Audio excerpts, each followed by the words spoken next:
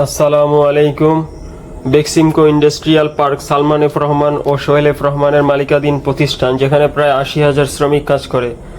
বেক্সিমকোতে বেতন দেওয়ার কিছু অনিয়ম আগে থেকেই আছে।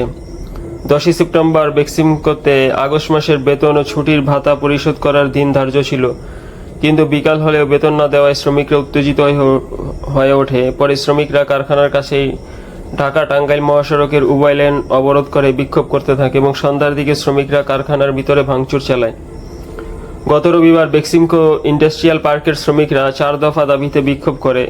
তাদের 1 নম্বর দাবি ছিল সময়মতো বেতন প্রদান, 2 নম্বর দাবি শ্রমিক ছাঁটাই বন্ধ, 3 নম্বর যারা চাকরি ছেড়েছেন তাদের পে ফান্ডের সঠিক অর্থ প্রদান, 4 নম্বর দাবি ছিল ছুটির টাকা পাওনার যথাযথ ব্যবস্থা নিশ্চিত করা।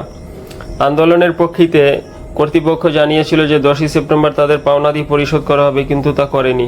বেতন ভাতা না পেয়ে শ্রমিকরাই আন্দোলন শুরু করেন। অনেক আগে থেকেই বাংলাদেশের গার্মেন্টস ইন্ডাস্ট্রি নিয়ে বিদেশি ষড়যন্ত্র ছিল যে বাংলাদেশের গার্মেন্টস ইন্ডাস্ট্রি বন্ধ হয় এবং কাজের অর্ডার অন্য দেশে চলে যায়। বাংলাদেশ একটা সংকটে পড়ে, বেকারত্ব বাড়ে এবং দেশের মানুষ অর্থনৈতিকভাবে ক্ষতিগ্রস্ত হয়। সরকার পরিবর্তনের সুযোগে সেই পুরানো ষড়যন্ত্র আবার শুরু হয়েছে এবং ইতিমধ্যেই গার্মেন্টস মালিকেরা অনেকগুলো গার্মেন্টস বন্ধ করতে বাধ্য হয়েছেন।